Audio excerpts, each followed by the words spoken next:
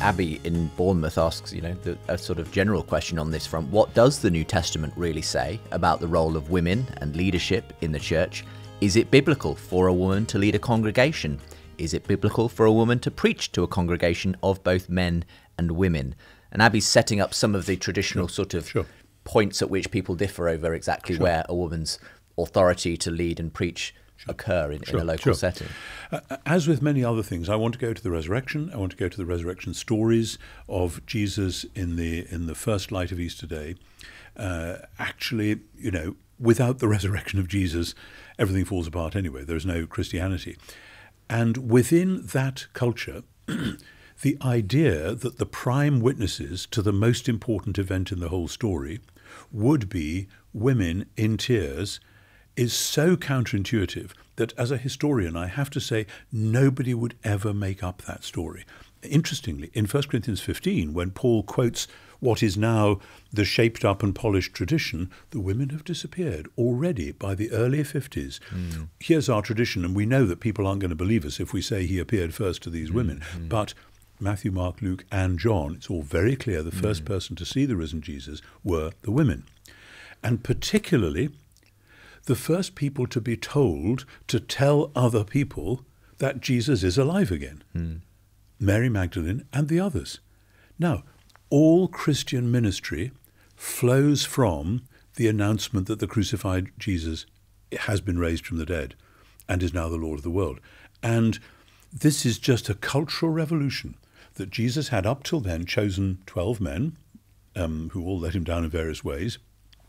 He now transforms that, this is part of the newness of new creation, it seems to me, by saying, now actually this extraordinary explosive message is so subversive that the best people to take it are strange women who no one's going to believe. And indeed the disciples themselves don't. But they were telling the truth.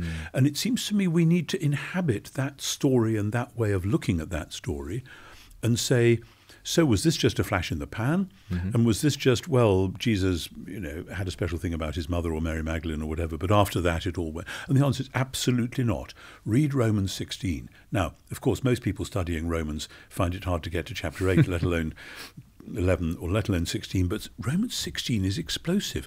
Paul greets all these church leaders in Rome, many of whom are women who are church leaders in their own right, one of whom is an apostle, he says so, Junia, and there's been a huge attempt to try to make out this is Junias, a man, but the scholarship is quite clear. This is a female name, and she is an apostle. For Paul, that means somebody who has seen the risen Jesus and is thereby commissioned to be an authorized representative.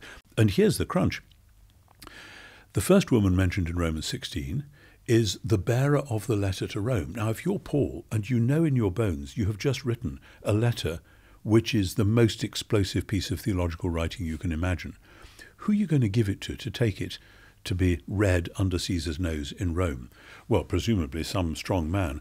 No, a deacon woman from the church in Cenchreae. We assume she's an independent businesswoman, Phoebe, and she's on the way to Rome. And what we know about the way letters worked in the ancient world was if you sent a letter via a friend or somebody, the chances are, you can't prove this, the chances are they would be the one to read it out. They might well be the one to explain it to people who, faced with Romans, we'd have 1,000, I'd have 1,000 questions. So Phoebe, tell us what, so the probability is that the first person to expound Paul's letter to the Romans was a woman, a deacon from the church in Cenchreae. And I want to say, get used to it, guys. This is explosive, but it's the sort of thing that happens when new creation is going forwards.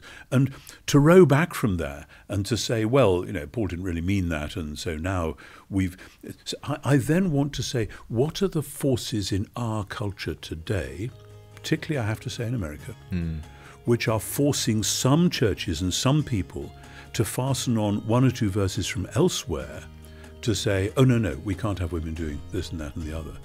Because that's a highly, highly selective reading of Scripture.